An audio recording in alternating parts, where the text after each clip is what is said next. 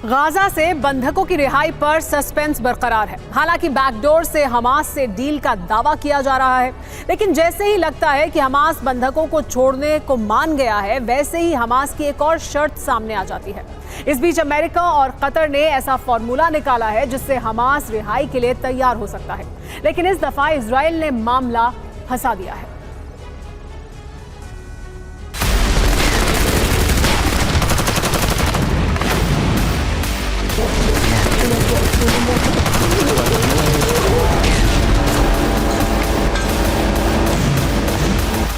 Israel में कत्लेआम मचाने वाले हमास के तेवर अभी भी उतने ही खौफनाक हैं जितने 7 अक्टूबर को थे।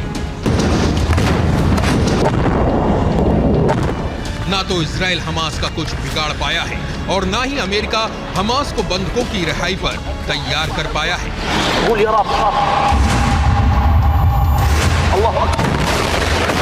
ऐसे में 240 बंधकों की जिंदगी पर खतरा मंडरा रहा है। हमास की कैद में बंधक छटपटा रहे हैं। रिहाई के लिए हमास रोज नई शर्तें रख रहा है।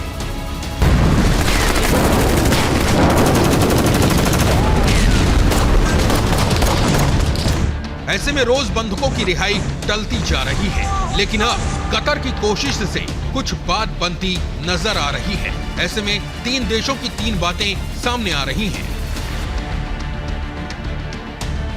अमेरिका का कहना है हमास से बातचीत आखिरी दौर में है। कतर का कहना है अगले 24 घंटे में बंधकों की रिहाई हो सकती है, जबकि इजराइल का कहना है बैक चैनल के जरिए बातचीत हो रही है। जबकि इन तीनों ही स्थितियों पर हमास का कुछ और ही कहना है। बंधकों की रिहाई पर अलग अलग दावे सामने आ रहे हैं, जिनके बारे में हमास स्पष्टीकरण नहीं दे सकता। इतना जरूर है कई शर्तों को इजराइल खारिज कर चुका है। इस वजह से रिहाई पर अभी कोई फैसला नहीं लिया गया है।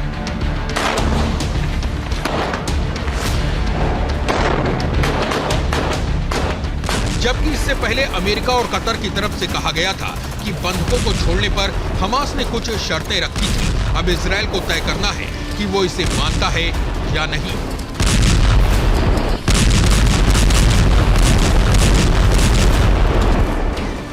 हमास ने जो शर्त रखी है उसमें कहा है कि 5 दिन का सीज फायर किया जाए, अस्पतालों, मस्जिदों और स्कूलों पर बमबारी न की जाए, हर दिन 6 घंटे गाजा पर हवाई निगरानी रोकी जाए जिससे बंधकों के ठिकाने का पता नहीं लग पाए। इसके अलावा इजरायली जेलों में बंद फिलिस्तीनी महिलाओं और बच्चों को छोड़ा जाए। इसके अलावा ईंधन आपूर्ति के लिए 400 ट्रक भेजे जाएं और मानवीय सहायता के लिए रसद का इंतजाम किया जाए।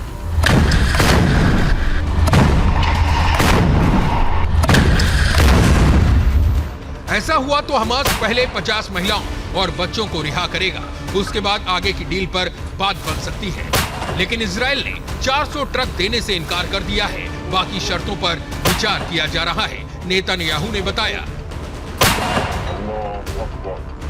अब तक बंधकों की रिहाई सुनिश्चित करने के लिए कोई समझौता नहीं हुआ है और कई तरह की रिपोर्ट सामने आ रही हैं जो कि सही नहीं है।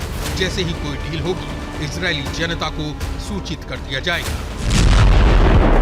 इस बीच इजरायली कैबिनेट में रिहाई पर 2 खेमे बन गए हैं। एक खेमे का कहना है इजराइल को जिसे भी बचाना हो उसे बचाने के लिए तुरंत कार्रवाई करनी चाहिए, जबकि दूसरे खेमे की तरफ से कहा जा रहा है सेना को पूरी ताकत से हमास पर हमले जारी रखने चाहिए जिससे दबाव बना रहे।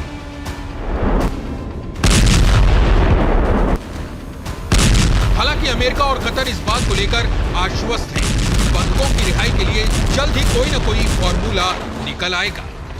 Bureau report, TV9 Bharat.